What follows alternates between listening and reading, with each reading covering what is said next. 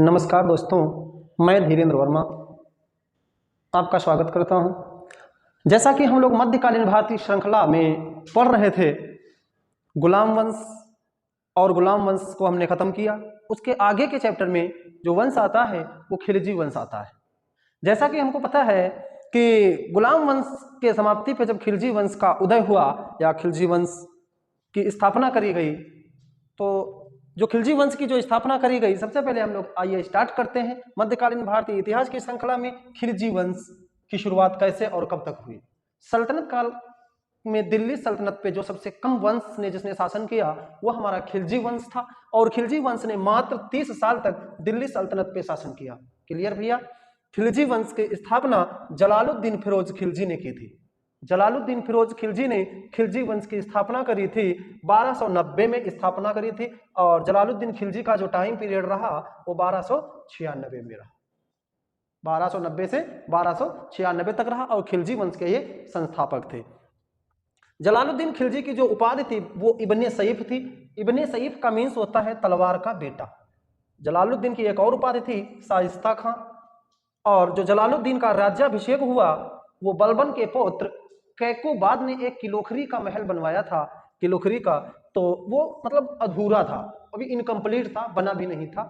उसी किलोखरी में जलालुद्दीन खिलजी ने अपना राज्याभिषेक करवाया।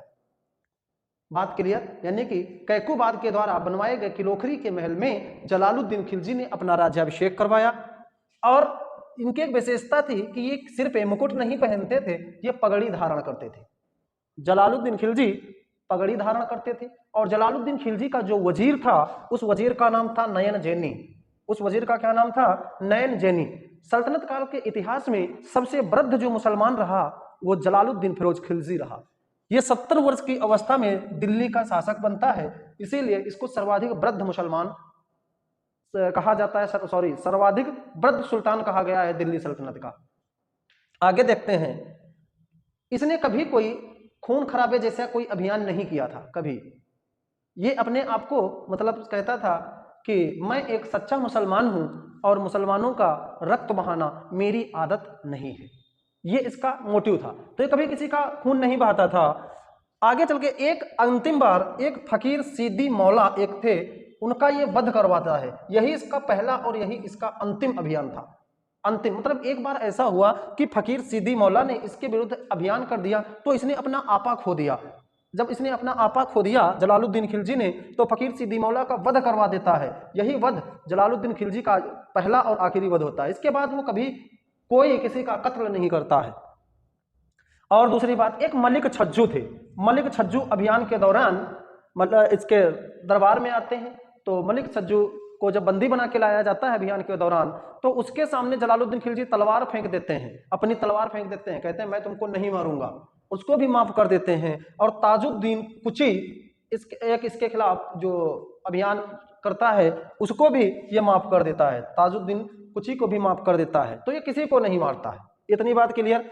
आगे देखते हैं, जलालुद्दीन खिलजी के समय में कुछ महत्वपूर्ण अभियान हुए।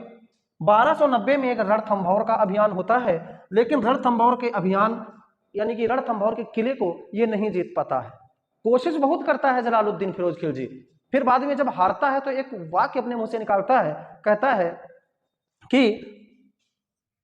मुसलमान के बालों के बराबर ऐसे 10 किले कुर्बान। जब ये जीत नहीं पाता है, कहता है मुसलमानों के बालों के बराबर ऐसे 10 किले कुर्बान, मैं इसे नहीं जीतना चाहता, इससे हमारी सेना या हमारे सैनिक मारे जा रहे हैं, तो छोड़ देता अभियान। फिर मंडौर अभियान करता है 1292 में, जिसमें राजपूतों की पराजय होती है, राजपूतों से ये किला छीन लेता है मंडौर का। फिर 1292 में एक मंगोल आक्रमणकारी अब्दुल्ला आता है जो पंजाब पे आक्रमण कर देता है। और ये अब्दुल्ला बगदाद के एक ईरान का शासक था, हलाकू, ये उसका पौत्र था। मतलब ईरान का एक शासक था हलाकू, उसका पौत्र अब्दुल्ला था, जो कि मंगोल आक्रमण करता है पंजाब पे 1292 ईस्वी में। इसी के समय फिर इसमें देखना होता क्या है, जब उस अभियान के दौरान जलालुद्दीन खिलजी का सामना अब्दुल्ला से होता है, तो जलालुद्दीन खिलजी अब्दुल्ला को अपना पुत्र कह करके संबोधित करते हैं। कहते हैं तुम हमारे पुत्र हो, हम तुमको अपना पुत्र मानते हैं, हम इतने वृद्ध और बूढ़े मुसलमान तुमको भला क्यों मारने लगेंगे। इससे क्या करता है, तो अब्दुल्ला जो होता है वो अभियान को बंद कर देता है, वो नहीं लड़ता है। और दूसरी तरफ चंगेज खान का एक वंशज उलगू खां आता है और वो 4000 सैनिकों से, मतलब ये कि अब्दुल्ला के साथ चंगेज खान का एक वंशज उलगू खां जो आया था वो नेतृत्व कर रहा था उसकी मंगोलियाई सेना का। तो जब ऐसी बात सुनी, जब अब्दुल्ला को जलालुद्दीन खिलजी ने अपना पुत्र कह के संबोधित कर दिया, तो चंगेज खान का वही वंशज उलगू खान ने अपने 4000 सैनिकों के साथ 4000 सैनिकों के साथ इस्लाम धर्म को स्वीकार कर लेता है।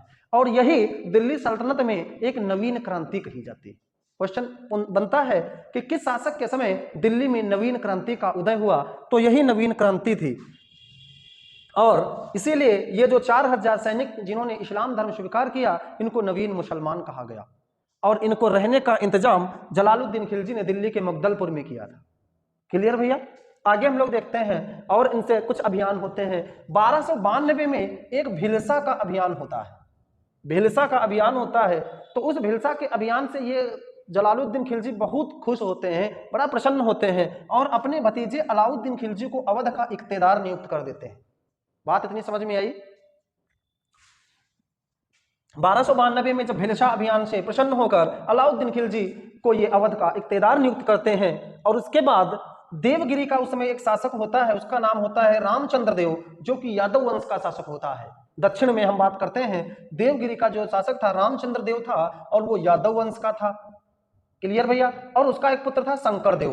तो इन दोनों को पराजित किया अलाउद्दीन खिलजी, और इनका एक साथी था नसरत खां जलेरी। अलाउद्दीन खिलजी और नसरत खां जलेरी ने मिल करके देवगिरी के शासक रामचंद्र देव और उनके पुत्र शंकर देव को पराजित किया और बहुत सारा सोना लूट लिया। बात समझिए, बस यही एक अभियान ऐसा था जिसने अलाउद्दीन खिलजी की आंखों में लालच भर दिया था, लोभ आ गया था। वैसे तो भाई भतीजा था जलालुद्दीन खिलजी का, अच्छे से मानता था, उसके बाद दामाद हो गया था तो कोई दिक्कत नहीं रही थी, और फिर खुश होकर के इसको अवध का इख्तियार भी नियुक्त कर दिया गया था, तो कोई दिक्कत नहीं थी। होता यह है जब भैया जब ये देवगिरी का अभियान होता है, अलाउद्दीन खिलजी और नसरत खां जलेरी मिल करके इसमें बहुत लूटपाट करते हैं, बहुत सारा सोना, लेकिन इसमें संधि हो जाती है इन दोनों लोगों के बीच। कैसे? वो कहते हैं, इसको एलिचपुर अभियान कहा जाता है, एलिचपुर अभियान के नाम से जाना जाता है। वो कहते हैं कि आप प्रत्येक साल हमारे दिल्ली में, मतलब कुछ पैसे का लेन देन होता है, 30 लाख रुपए आप सालाना देंगे, या इस तरह से हमको आप इनसे एग्रीमेंट करा लिया जाता है रामचंद्र देव से, और ये उसको छोड़ देते हैं। लेकिन इस अभियान के दौरान अलाउद्दीन खिलजी और नसरत खां जलेरी द्वारा वहां पे सोना बहुत लूटा गया था। बहुत ध्यान से सुनिएगा। तो इसमें जब सोना लूटा गया तो अलाउद्दीन खिलजी ने कहा अब हमको सुल्तान से मिलना चाहिए, सुल्तान यानी कि जलालुद्दीन खिलजी से मिलना चाहिए, उनको इसकी जानकारी देनी चाहिए कि हम लोगों ने बहुत सारा सोना इकट्ठा किया है। अब लेकिन अलाउद्दीन खिलजी का भाई उसी अभियान में साथ में था, जिसका नाम था अलमास बेग। अलाउद्दीन खिलजी का ये भाई था, तो इसने मदद की और सोना लूटने में, और इसने सुल्तान से मिलने से मना कर दिया, कहा लूटा हम लोगों ने है, कोई इसमें किसी को सोना नहीं दिया जाएगा। बस भैया क्या होता है, तभी से अलाउद्दीन खिलजी की आंखों में मोह आ जाता है। फिर ये जब अभियान करके जा रहे होते हैं, मतलब जब सुल्तान से मिलने की इच्छा होती, भाई जीत करके जब जा रहे होते हैं, तो जलालुद्दीन खिलजी बड़ा खुश होते हैं, मेरा भतीजा आ रहा है, बहुत सारा सोना भी लेके आ रहा है। लेकिन उनको ये नहीं पता था कि इन सभी लोगों के दिमाग में कोई षड्यंत्र चल रहा है। तो कड़ा में गंगा नदी के तट पर अलाउद्दीन खिलजी से मिलने के लिए जब जलालुद्दीन आते हैं, डेट होती है 20 जुलाई 1296। उस जब सुल्तान से गले मिलते हैं अलाउद्दीन खिलजी, तो अलाउद्दीन खिलजी का एक साथी सैनिक होता है जिसका नाम होता है सलीम, वह सुल्तान पे हमला कर देता है, सुल्तान पे हमला कर देता है। और अलाउद्दीन के इशारे से इसका एक सैनिक होता है इख्तियारुद्दीन हुद, बहुत इंपॉर्टेंट है भैया ये, इसका एक सैनिक होता है इख्तियारुद्दीन हुद, और इख्तियारुद्दीन हुद दौड़ करके चलता है और सुल्तान जलालुद्दीन खिलजी का सिर काट लेता है। बात समझ गए? अलाउद्दीन खिलजी के इशारे पे उसके एक सैनिक ने, इख्तियारुद्दीन हुद ने जलालुद्दीन फिरोज खिलजी का सिर काट लिया। और जियाउद्दीन बर्नी ने कहा भी है कि एक तरफ सुल्तान के सिर से खून टपक रहा था और दूसरी तरफ उसी समय अलाउद्दीन खिलजी ने अपने आप को सुल्तान घोषित कर दिया। भैया समझिए, अपने आप को सुल्तान घोषित कर दिया, कड़ा मानकपुर में ही घोषित कर दिया। और बात यह थी, फिर जियाउद्दीन बर्नी एक बात और कहते हैं कि जिस तरह से अलाउद्दीन खिलजी ने इतनी कृतज्ञतापूर्ण, इतना विश्वासघातपूर्ण कार्य किया है, और इसी के बदले, इसी के प्रतिफल में इसके वंश का या इसके परिवार का सर्वनाश करने के लिए इसको मलिक काफूर मिलता है। क्लियर? मलिक काफूर के द्वारा इसके वंश की समाप्ति करी जाती है अलाउद्दीन खिलजी के द्वारा। हम लोग आगे पढ़ेंगे सल्तनत काल में खिलजी वंश में। तो और दूसरी बात, अलाउद्दीन खिलजी जब जलालुद्दीन की हत्या करके आगे बढ़ता है तो सुनिए भैया, तो करता क्या है। पहली बात तो बहुत निर्दयता पूर्वक इसने कार्य किया था, क्योंकि अपने चाचा का वध किया, जो कि बहुत सच्चा मुसलमान था, कोई किसी से मतलब नहीं, कोई रक्तपात नहीं, कुछ भी नहीं, सभी लोग ठीक ठाक से रहते थे। उसने उसका सिर कटवा दिया। दूसरी बात, इतना घिनौनापूर्ण यह कार्य किया, इसको छुपाने के लिए और दिल्ली की जनता के सामने अपने आप को उजागर करने के लिए यह दक्षिण अभियान से जितने सिक्के लाया था सोने के लिए, सब रास्ते पे लुटाते हुए आया। क्यों? क्योंकि लोग सिक्के उठाएं, अपना धन उठाएं और इसके पापों को और इसके किए गए कुकृत्यों को भूल जाएं। ऐसा अलाउद्दीन खिलजी ने किया। जितने सिक्के लाए तो कड़ा से लगा करके दिल्ली तक वो सारे सिक्के रास्ते में लुटवा दिए। इसलिए क्योंकि इसके द्वारा जो ये पाप किया गया था जलालुद्दीन खिलजी को मारने का, वो दब जाए, उस पर किसी का ध्यान ना जाए। क्लियर भैया? ठीक है, आगे देखते हैं। जब जलालुद्दीन खिलजी की यहाँ पे मौत हो जाती है तो अलाउद्दीन खिलजी अपने आप को सुल्तान घोषित ही कर देता है, शासक बन जाता है। तो इनका टाइम पीरियड जो रहा जलालुद्दीन खिलजी का, वह 1290 से 1296 तक रहा। 6 साल तक ये शासक बने रहे दिल्ली सल्तनत में। और 1296 से 1316 तक, यानी कि 20 साल तक अलाउद्दीन खिलजी के हाथों में दिल्ली की बागडोर रही, शासन बने इन्होंने किया दिल्ली पे। इसके बाद अलाउद्दीन खिलजी जब शासक बनते हैं तो इनका जो मूल नाम होता है अली गुरशास्प होता है। अलाउद्दीन खिलजी का मूल नाम क्या होता है? अली गुरशास्प होता है इनका मूल नाम। और अलाउद्दीन खिलजी का जो जन्म हुआ था वो 1266 ईस्वी में हरियाणा के सिरसा में इसका जन्म हुआ था। ये बात थोड़ा पहले की है। अलाउद्दीन खिलजी का जन्म 1266 में सिरसा में हुआ था। सिरसा कहाँ है? हरियाणा में। और इसका मूल नाम अली गुरशास्प था। अलाउद्दीन खिलजी का जब यह राज्याभिषेक हुआ वो बलबन के द्वारा बनवाए गए लाल महल में 3 अक्टूबर 1296 को हुआ। 3 अक्टूबर 1296 को हुआ। क्लियर भैया? अब जब दिल्ली का सुल्तान बन जाता है अलाउद्दीन खिलजी, तो अलाउद्दीन खिलजी के सुल्तान बनने के बाद 2 ख्वाब थे। बहुत ध्यान से समझिएगा।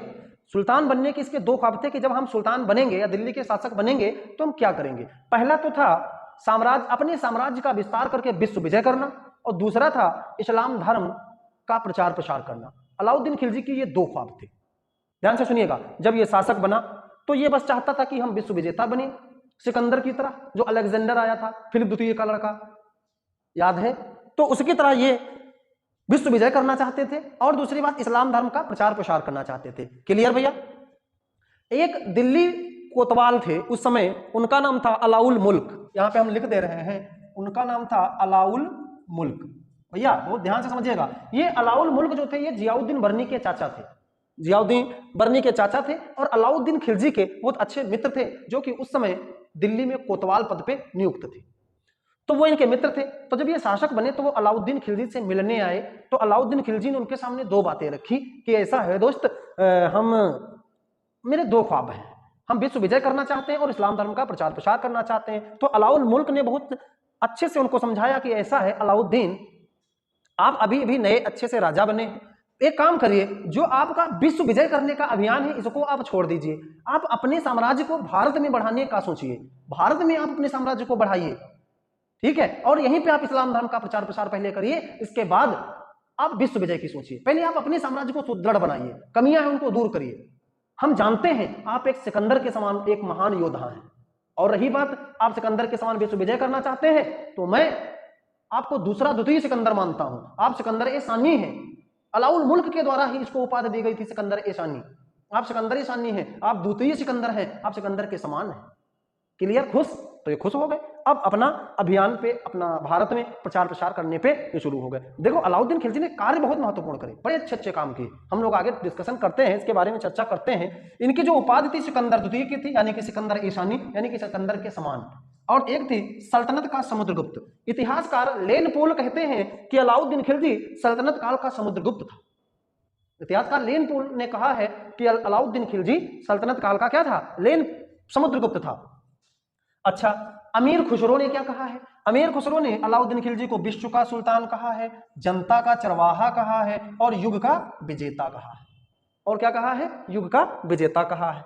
क्लियर? अच्छा, ये चीज है, आप लोग बहुत अच्छे से समझिएगा। अलाउद्दीन खिलजी के दौरान जो उनकी शासन व्यवस्था में उसके जो 4 सेनापति थे, बहुत काम के थे।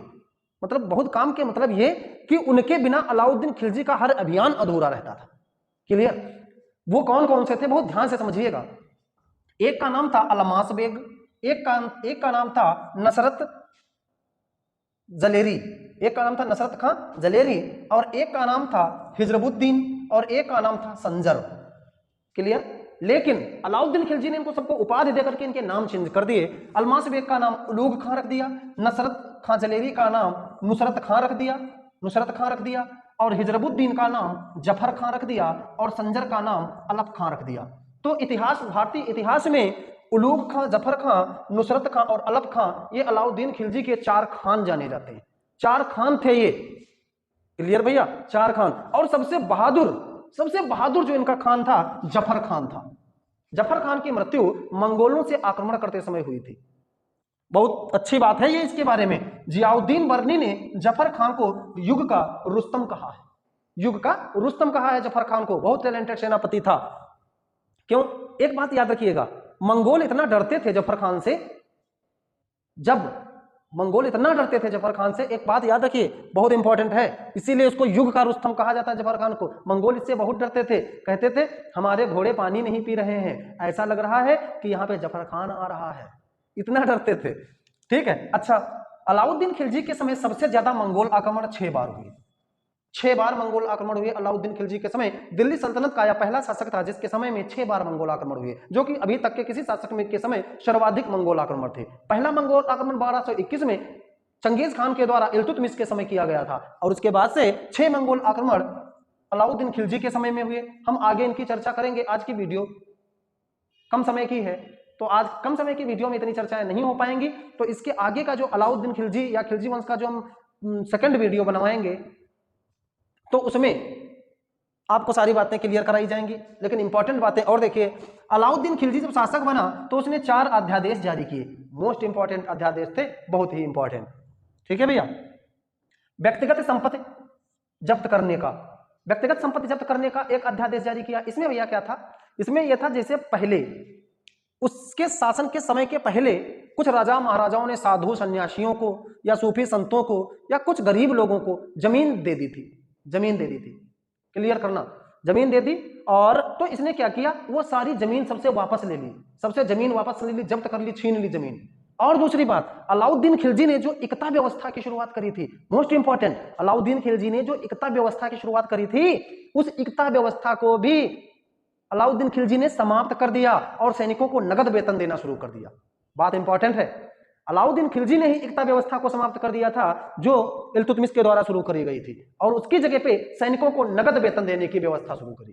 क्लियर? और जो सबको पहले दान में दी गई जमीन, जो सबको दी गई थी दान में, उसको इसने वापस फिर से हथिया लिया या जब्त कर लिया, और ये आदेश दिया कि जो दान में हमारे पूर्वजों ने या बूढ़े बुजुर्गों ने जो जमीन दान में दी है वो सारी जब्त कर लो। ये इसका पहला अध्यादेश था। अलाउद्दीन खिलजी का जो दूसरा अध्यादेश था भैया, वो था गुप्तचर व्यवस्था। अलाउद्दीन खिलजी का जो पहला अध्यादेश, दूसरा अध्यादेश था, वो गुप्तचर व्यवस्था को सक्रिय करना होता था। गुप्तचर व्यवस्था का मतलब ये, अलाउद्दीन खिलजी अपने साम्राज्य में गुप्तचर व्यवस्था का जाल बिछाता है। जिन गुप्तचरों को क्या कहा जाता है? बरीद कहा जाता है। क्लियर भैया? क्या कहा जाता है? बरीद। गुप्तचरों को बरीद कहा गया। इसकी अलाउद्दीन खिलजी ने अपने डिपार्टमेंट में, अपने साम्राज्य में बरीद की नियुक्ति करी।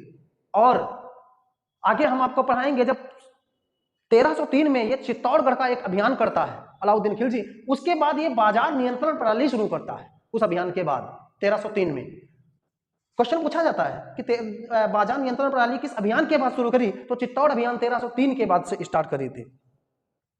ठीक है? तो भैया सुनिए, वहां पे जैसे जब बाजार नियंत्रण प्रणाली स्टार्ट करी, तो बाजार नियंत्रण प्रणाली में एक मंडी समिति की स्थापना करके सहना-ए-मंडी नामक एक अध्यक्ष की नियुक्ति करी। कहा जो हमारी बाजार व्यवस्था में जो एक मेन अधिकारी होगा, उस मुख्य अधिकारी को सहना-ए-मंडी कहा जाएगा, और उसके नीचे, सहना-ए-मंडी के नीचे चुपके से इसने गुप्तचरों का जाल बिछा दिया कि जरा देखिए कि हमारी बाजार व्यवस्था में, मेरे साम्राज्य के भीतर कहीं लेन देन या घूसखोरी या इस तरह का कोई मामला तो नहीं सामने आ रहा है। तो इसने गुप्तचर व्यवस्था उनके, मतलब उन सहना-ए-मंडी जो थे उनके नीचे, या जो और बड़े पद पे जो आसीन थे उनके नीचे इसने गुप्तचर लगा दिए। गुप्तचर का मतलब बरीद लगा दिए। अच्छा ठीक भैया, ये बरीद जब लग गए तो बरीद के नीचे, यानी कि इन गुप्तचर विभाग के जो बरीद होते थे इनके भी नीचे इसने मुहियान नामक कुछ अधिकारी लगाए। मतलब मुहियान, भैया ये चीज बहुत इंपॉर्टेंट है, एक बार में आप समझ लीजिएगा। मुहियान मतलब, मुहियान क्या थे?